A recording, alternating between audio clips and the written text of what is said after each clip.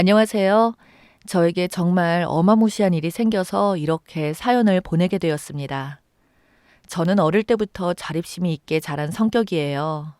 엄마를 일찍 여의고 아버지께서도 몸이 안 좋으셔서 중학교 3학년 때부터 국밥집 알바하며 가족 생계를 책임지다시피 살았습니다.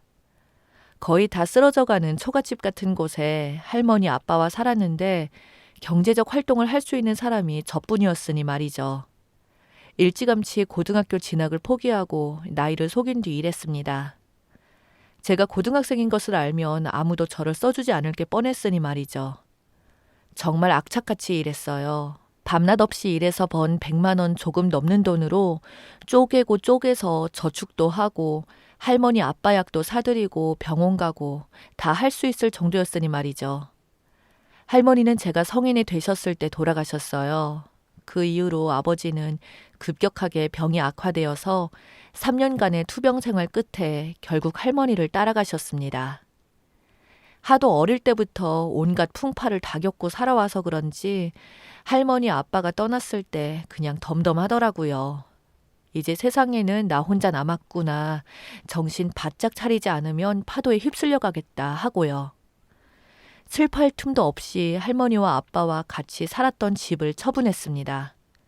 값이 얼마 나가지도 않는 이놈의 집 때문에 기초생활 수급자가 아니라 차상위 계층으로 분류되어 지원금도 받지 못하고 힘들었거든요.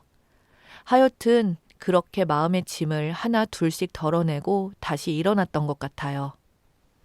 제가 그때 강원도에서 살았는데 아빠와 할머니가 떠나신 이후에는 서울로 상경했습니다. 수중에 있던 돈 몇 푼으로 서울에 있는 한 원룸을 얻었고 나머지 돈으로는 학원을 등록했어요. 곰곰이 생각해 보니까 이대로 그냥 젊음을 팔면서 시간제 일을 하면 언젠간 나도 쓸모 없어져 버리겠구나. 더 이상 경제 활동을 하지 못할 날이 반드시 오겠구나 생각을 해서 미용 학원을 등록했습니다. 정말 비쌌어요. 집을 팔아서 돈이 조금 있었음에도 불구하고 너무나 비싼 미용 학원비를 충당하기 위해 서빙 일도 하고 밤에 고깃집에서 서빙도 했었던 것 같아요. 1년간의 미용 학원 과정을 익힌 후 청담동 미용실로 들어가 스텝으로 일하기 시작했습니다. 말이 청담동 미용 스텝이지 그냥 저는 심부름꾼 잔잔바리 일을 하는 기계였어요. 손님들의 머리를 감히 잘라보거나 만질 수 없었습니다. 제가 할 수 있는 것은 선배님들 밥 차려드리고 미용실 바닥 쓸고 청소함 비우고 그런 거였어요. 누가 보면 왜 저런 일을 하나 싶을 수도 있었겠지만 저는 이 모든 게 경험이고 언젠가는 나의 밑거름이 될 거다라고 생각했습니다. 그렇게 정말 스텝일만 5년 정도 했을 때 조금씩 손님들의 머리를 손질할 수 있게 되었어요. 맨날 머리카락만 쓸고 선생님들 다 밥 드시고 남은 반찬 찌꺼기만 먹던 제가 드디어 머리를 손질할 수 있는 기회가 왔을 때 집에서 얼마나 엉엉 울었는지 몰라요. 제가 처음으로 머리를 손질해준 첫 손님께서는 무척이나 마음에 들어 하셨어요. 벌벌 떨면서 머리를 잘랐는데 그게 티가 났나 봐요. 그 손님은 처음이에요? 원래 저 담당하던 쌤 있는데 휴가라서 그냥 막내 미용사 분들 중에 아무나 잘라달라고 했는데 아유, 못해도 괜찮으니까 긴장하지 말고 머리 잘라요. 난 상관없어요. 하면서 제 마음을 다독여주는 겁니다. 손님의 말에 힘을 얻고 스타일링을 해드린 결과는 대만족이었죠. 그 손님은 그 이후로 미용실에 올 때마다 항상 저를 지정해 주셔서 찾으셨고 그렇게 선배 미용사분들께 제 실력을 조금씩 인정받게 되었어요. 그런데 하루는 그 손님이 저에게서 머리를 자른 뒤 갑자기 조심스럽게 명함을 건네는 겁니다. 자기는 여기 근처에서 스타트업 회사를 운영하고 있는데 사실 제가 너무 마음에 든다고 처음 내 머리 잘랐을 때 벌벌 떠는 모습이 자기 사회초년 시절 같아서 자꾸 마음이 쓰였는데 며칠 전에 이게 사랑인 걸 알았다고 하며 고백을 하는 겁니다. 부담 가지지 말고 마음 있으면 연락 달라고 하면서요. 깜짝 놀랐지만 솔직히 속으로는 너무 좋았어요. 저렇게 잘생기고 착한 손님이 내가 좋다니 무슨 다른 꿍꿍이가 있는 건 아닐까 하는 마음이 들 정도였습니다. 그렇게 저는 용기를 내서 그분을 사적으로 만나게 되었어요. 처음으로 밖에서 만난 날 저희들은 정말로 많은 이야기를 나누었습니다. 아직도 기억이 나는 게 오후 1시에 한 커피숍에서 만났는데 9시까지 그 커피숍에서 한 번도 쉬지 않고 이야기를 나누었어요. 태어나서 이렇게 말이 잘 통하는 남자는 처음이었습니다. 나름 힘든 일을 겪으며 누구보다 강하고 드센 여자인 줄 알았는데 저도 사랑하는 사람 앞에선 한없이 약한 그런 여자일 뿐이더라고요. 그날 저는 꽁꽁 숨기고 싶었던 저의 가정사에 대해 말했어요. 그러자 그 남자도 본인만의 비밀이었던 불우한 가정사를 말하는 겁니다. 그 남잔 어릴 때 아빠는 바람나셔서 집 나가시고 엄마께서 홀로 키우셨는데 어머님이 이상한 종교에 빠져서 제정신이 아니었다고 해요. 그래서 그 남자는 대학교에 들어가자마자 엄마와 연을 끊었답니다. 그렇게 저희는 둘만의 비밀 이야기를 주고받으며 급속도로 가까워졌고 사귀게 되었어요. 정말로 행복했습니다. 그렇게 연애를 하며 저는 미용실 일에 집중했고 몇 년간 갈고 닦은 실력 덕분인지 저를 찾아주시는 손님들이 정말 많아졌어요. 어떤 달은 한 달에 1,000만 원을 벌 정도로 사랑을 많이 받았습니다. 그렇게 정말 물 들어와서 일할 때 저에게 손가락이 굳어가는 병이라고 해야 하나요? 그런 증상이 나타난 겁니다. 가위를 손가락에 끼고 머리를 자르는 연습을 하도 많이 하다 보니 손가락 관절이 닳아버린 거였죠. 버티고 버티다가 할 수 없이 미용실을 관두었어요. 제 인생의 전부나 다름없었던 미용실 일을 할 수 없게 되니 저는 정말 힘들었습니다. 아빠와 할머니가 돌아갔었을 때도 그 정도로 힘들지 않았는데 죽을 정도였어요.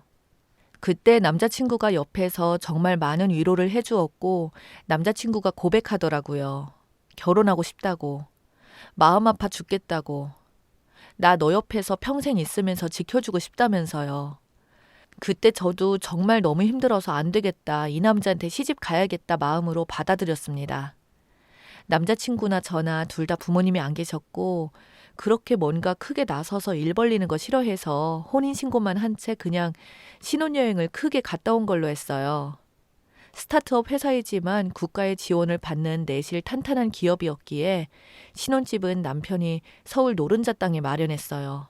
저도 미용실 하면 모아둔 돈이 있긴 있었지만 남편에 비해 초라한 수준이었고요. 그렇게 신혼여행을 갔다 온 후 신혼집에 들어간 지 3주 조금 넘었을 때 임신한 걸 알았어요. 아랫배가 묵직하고 다른 때랑 다르게 몸이 살짝 감기 걸린 것처럼 아프길래 이상하다 싶었죠. 직감은 틀리지 않나 봐요. 테스트기에서도 2줄이 나왔습니다. 상상도 못했던 임신이라 처음에는 당황스러웠지만 금세 기분이 좋아졌어요. 제 뱃속에 있는 아이가 저의 마음을 위로해 주었기 때문입니다. 손 때문에 미용을 그만두고 자꾸 안 좋은 생각이 들었는데 뱃속에 아이가 생겼다는 걸 알게 되니 책임감도 강해지고 뭐랄까 슬퍼하고 우울해할 틈이 없더라고요. 이 아이는 내게 천사구나라는 생각이 들었죠. 남편도 또 너무 좋아하면서 저를 극진히 대해줬습니다. 그렇게 신혼생활을 만끽하던 중 거의 15년 넘게 연을 끊었던 시모가 남편을 찾아온 겁니다. 쎄 빠지게 공부해서 명문대 들어간 남편이 대기업 입사 다 포기하고 정말 맨 땅에 헤딩하듯 동기들과 함께 회사를 설립해서 돈을 번 건데 어떻게 안 건지 어머님께서 돈 냄새를 맡고 남편 회사를 찾아온 겁니다. 거기서 완전 남편 이름을 크게 부르면 난동을 피웠나 봐요. 남편은 깜짝 놀라며 당신이 여길 어떻게 온 거야? 왜 왔어? 무슨 자격으로 와서 나한테 돈 내놔라 명령질이야? 당장 안 꺼지면 경찰 부르겠어. 라고 했나 봐요. 경찰을 부른다는 말에 시모는 도망을 갔나 봅니다. 곤욕을 치른 남편은 그날 밤 저에게 이 사실을 모두 말해 주었어요. 10여 년 만에 엄마가 날 찾아왔는데 회사에 와서 직원들 다 있는데 난동 부리고 정말 미치는 줄 알았어. 또 이상한 종교에 빠져서 그 종교에서 아들한테 돈 뺏어오라고 하며 내 정보를 어떻게 캐내서 엄마한테 건네준 것 같은데 미치겠다 하며 제품이 안겨 엉엉 우는 겁니다. 저는 너무 깜짝 놀랐죠. 아니 세상에 이런 사람도 엄마라고 말할 자격이 있는 건가 정말 미친 건가 싶었습니다. 직원들 앞에서 본인의 수치와도 같은 가정사를 들켰으니 얼마나 충격이 컸겠어요. 겨우겨우 남편을 달랬어요. 워낙 강한 사람이라 금방 괜찮아졌지요. 그렇게 사건이 일단락된 줄 알았습니다. 하지만 저에게 엄청난 일이 생겼어요. 배가 불러서 허리를 굽힐 수도 없고 집안일도 도저히 할 수가 없어서 더러워진 하얀색 이불을 들고 빨래방에 가려던 참이었어요. 맡기면 배달도 해주고 집에서 멀지 않았기 때문이에요. 제가 덮는 얇은 하얀색 이불을 들고 현관문을 나서려는데 문을 열자 문 뒤에 있는 사람이 문에 탁 걸린 겁니다. 저는 너무 깜짝 놀라서 누구세요? 누군데 왜 남의 집 앞에 계세요? 라고 하니까 갑자기 그 아줌마가 저를 위아래로 훑어보더니 혁준이 와이프가 너야? 라는 겁니다. 언제 나를 봤다고 반말을 하시지? 어이가 없어서 제가 말했죠. 네, 제가 김혁준 와이프 되는 사람입니다. 그런데 누구신데 다짜고짜 반말하고 욕을 하세요? 네? 라고 소리 지르자 그 아줌마는 갑자기 제 머리를 쥐어잡으며 소리를 치는 겁니다. 네가 뭔데 우리 혁준이랑 결혼을 해? 우리 혁준이는 결혼하면 안 되는 애야.